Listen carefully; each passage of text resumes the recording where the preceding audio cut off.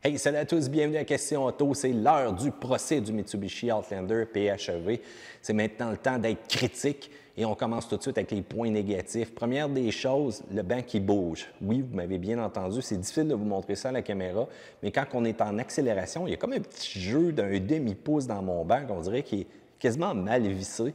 Puis non, j'ai pas le goût de me balancer comme grand-papa, donc c'est un peu tannant, surtout du côté conducteur.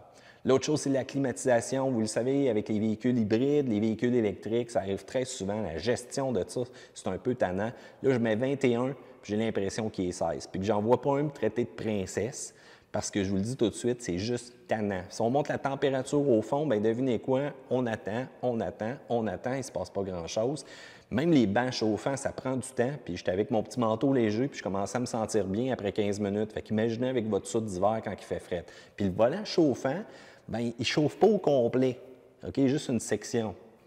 Encore là, vous allez me dire, ouais, t'es pressé, c'est un peu, mais hey, moi, j'ai une bonne position au niveau du maintien du volant. Fait que oui, je sais un petit peu comment ça se sent quand on a frette au petit doigt. Puis ça, c'est un peu tannant aussi là-dessus. Pour le reste, un peu déçu de la performance diagonale qu'on a fait avec le Mitsubishi Outlander PHEV. L'autre version a quand même bien été quand vous jetez un coup d'œil là-dessus. Cependant, celui-là, oubliez ça. Puis si vous enlevez le contrôle de traction l'hiver, je vous le dis tout de suite, accrochez votre truc parce que ça se peut que vous faites un show de boucan, même en hiver avec les pneus en arrière, si ça se met à déraper, vous allez voir, ça a une vélocité de 0 à 400 km/h de manière assez rapide. Pourquoi que c'est comme ça? Eh bien, on devrait vraiment ralentir avec le freinage ABS une roue pour donner le maximum d'attraction, mais on se contente de verrouiller au niveau avant-arrière.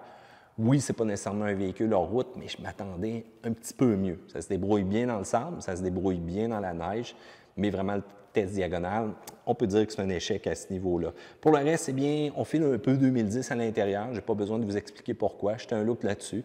Même le levier de vitesse, on dirait qu'il est littéralement sorti du film Tron des années 80.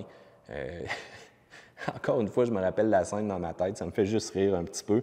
Beaucoup aussi de mouvements au niveau du nez du véhicule, beaucoup de mouvements bateau quand je vais accélérer, quand je vais freiner, et ça n'aide pas nécessairement à la stabilité. Bruit de suspension, pas nécessairement quand je vais les cogner au fond, mais vraiment quand je vais aller chercher le débattement maximal.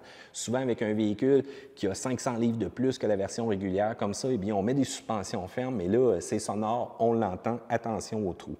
Il y a aussi le fait que ça consomme quand on va tomber uniquement avec la motorisation à essence, un petit 2 litres comme ça qui va travailler très fort pour révolutionner, pour justement combiner le manque du côté électrique qu'on va avoir. Et là, préparez-vous, ça va quand même siphonner. Donc, essayez toujours de rester en mode hybride le plus possible.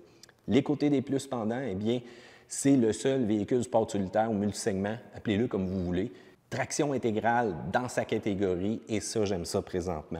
Super bien équipé, même avec la version de base. L'espace intérieur est très intéressant, voire même les prises régulières qu'on a, puis qu'on est capable de brancher littéralement des outils là-dessus.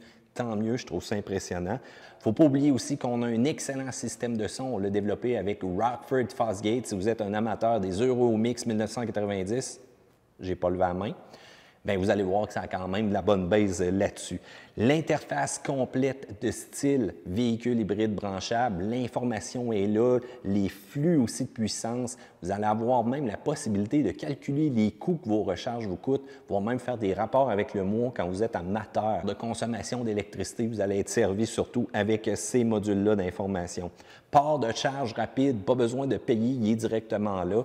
On a même une borne à la maison qu'on peut sélectionner, donc du 8A ou encore du 12A tout simplement dessus. Ça fait la job en masse. Et il y a une excellente garantie avec le Outlander PHEV.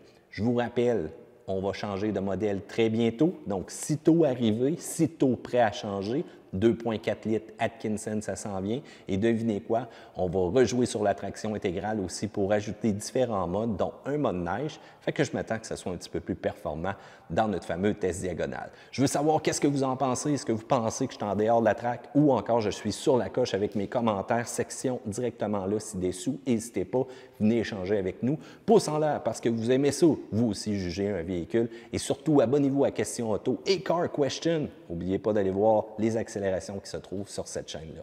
À plus, gang!